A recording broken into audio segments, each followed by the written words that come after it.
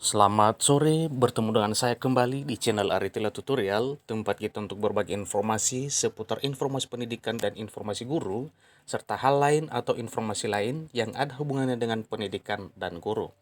Pada kesempatan ini, perkenankan saya menyampaikan satu informasi penting yang merupakan kabar gembira kepada Bapak Ibu Guru Honorer K1, K2 maupun non-K2, baik di bawah Kementerian Pendidikan, Riset dan Teknologi atau Kemdikbud dan juga Kemenak, di mana Bapak Ibu guru honorer pada P3K 2022 ini informasi yang membuat Bapak Ibu lega karena ada satu kabar gembira dari Kemdikbudristek dan juga dari Kemenak tentang prioritas lulusan P3K 2022. Bapak Ibu langsung saja pada videonya, simak videonya, jangan ketinggalan informasi. Dirjen Guru Tenaga Kependidikan GTK Kemendikbudristek Iwan Sahril, Sekretaris Ditjen GTK Kemendikbudristek Nunuk Suryani, dalam pertemuan via Zoom dengan pengurus inti FHNK2 terungkap soal kuota P3K 2022. Beliau mengatakan bahwa sangat berterima kasih kepada Dirjen GTK yang menyampaikan untuk kuota P3K 2022 sudah diperjuangkan 740.000. Ini kata Sutopo kepada JPNN pada hari Minggu 30 Januari 2022. Kuota tersebut lanjutnya bukan hanya untuk guru honorer di bawah Kemendikbudristek, tetapi juga Kementerian Agama atau Kemenak.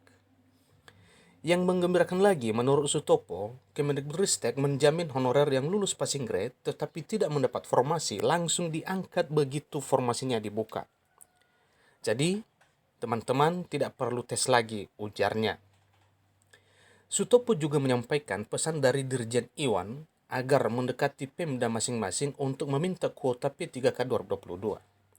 Sebab anggarannya sudah disediakan Kementerian Keuangan, dana P3K tidak bisa digunakan untuk keperluan lain, itu hanya untuk P3K saja. Dalam pertemuan terbatas, sempat meminta modul untuk guru honorer non-K2 PAI Pendidikan Agama Islam. Bapak Dirjen berjanji menanyakan kepada Kementerian Agama, ucapnya.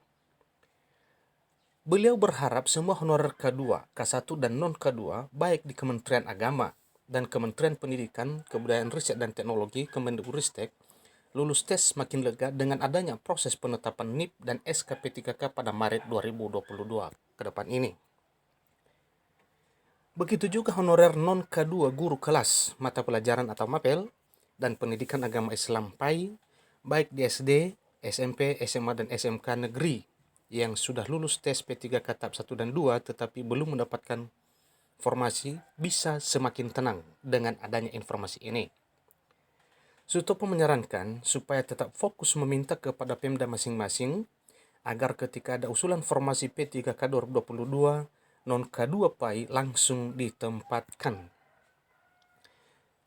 Beliau mengatakan bahwa sudah mendengar langsung, katanya, supaya disampaikan hal ini, mendengar langsung dari Bapak Dirjen KTK, bahwa yang sudah lulus tes dan tidak mendapat formasi tidak perlu tes.